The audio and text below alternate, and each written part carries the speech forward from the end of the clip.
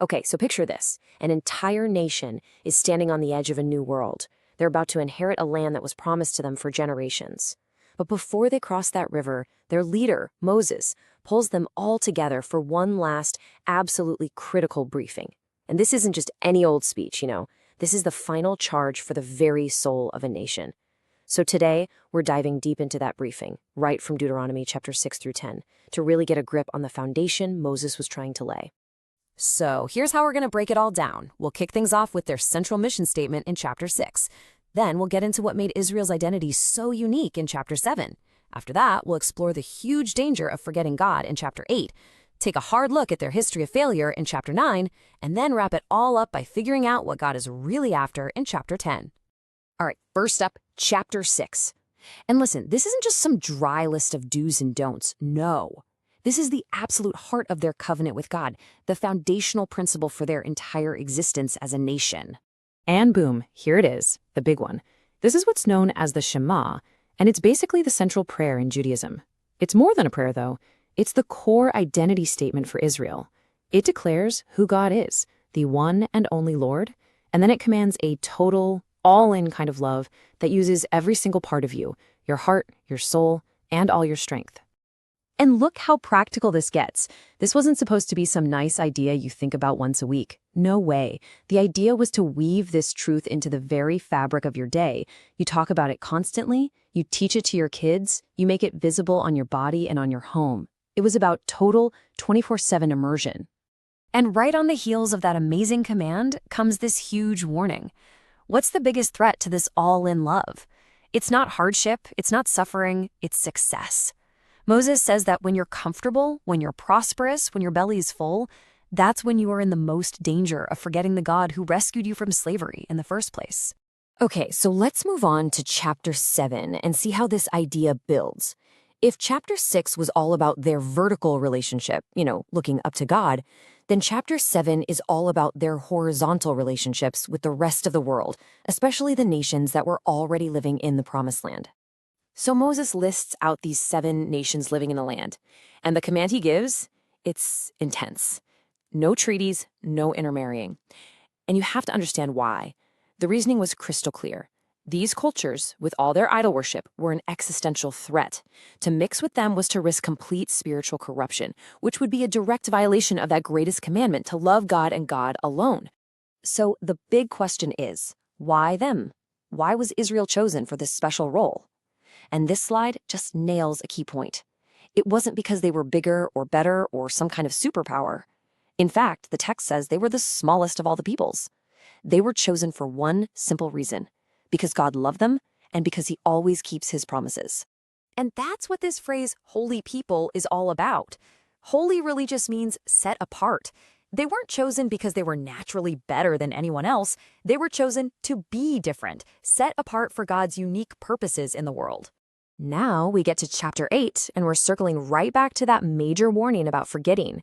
Here, Moses basically explains that their entire 40-year journey through the wilderness was, in itself, a lesson specifically designed to stop that from happening. The wilderness wasn't a punishment. It was a training ground, a divine classroom. God let them get hungry to teach them humility. He tested them to reveal what was really, truly in their hearts. And then he provided for them with manna, this food they'd never seen before, to teach them what it means to depend on him. And this is the main takeaway from that whole wilderness test.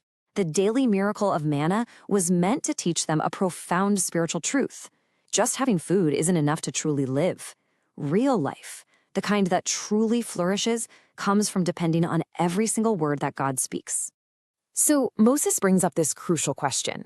After you've learned to depend on God through scarcity, what's the big risk when you suddenly have abundance? The risk is pride. It's the temptation to look at all the wealth of the new land and say to yourself, my power and the might of my own hand got me all this wealth. So if the people had any little bit of pride left in them, chapter 9 is designed to just completely smash it. This is where Moses forces them to take a long, hard look at their own track record and, well, it is not a pretty sight. I mean, it does not get any more blunt than this. Moses tells them straight up that they are getting this land in spite of who they are, not because of it. He calls them stiff-necked, which is just such a powerful image, right? Like a stubborn animal that absolutely refuses to be led. And his Exhibit A? The incident with the golden calf. I mean, just think about the timing. While Moses is literally up on the mountain receiving the 10 Commandments directly from God, the people down below are already breaking the first two, making an idol to worship. It's the ultimate act of rebellion. And the result is pure drama. Moses comes down the mountain, he sees the calf, and in this moment of just fury and heartbreak, he smashes the stone tablets. Now, this isn't just a temper tantrum, it's a devastatingly powerful symbolic act. He's showing them, with his actions, that their behavior has just shattered the very covenant they agreed to. So what saves them? It's not their own merit, that's for sure. It's Moses stepping in and pleading for them. And notice what he appeals to. He doesn't say, oh, they're good people, give them another chance. Nope.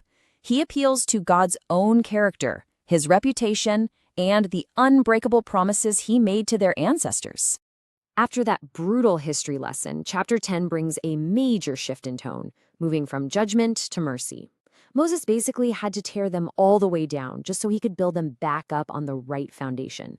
God's grace and a really clear understanding of what he truly requires. And this is just an incredible picture of God's faithfulness.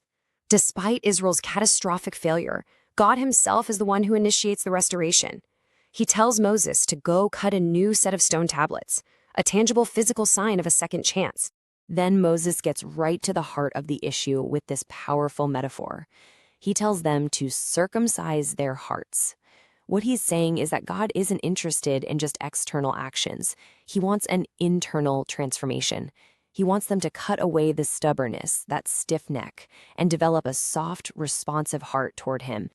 And right here, Moses brings it all together. After everything they've been through, what does God truly require? Well, it boils down to this. And it sounds a whole lot like that first great commandment from chapter 6, doesn't it? It's all about a relationship defined by reverence, obedience, love, service, and keeping his commands out of that love. You know, Moses' message about remembrance, humility, and wholehearted devotion is absolutely timeless. The core command was to love God with everything they had. And that really leaves all of us with a pretty big question to think about, doesn't it? What does that actually look like today?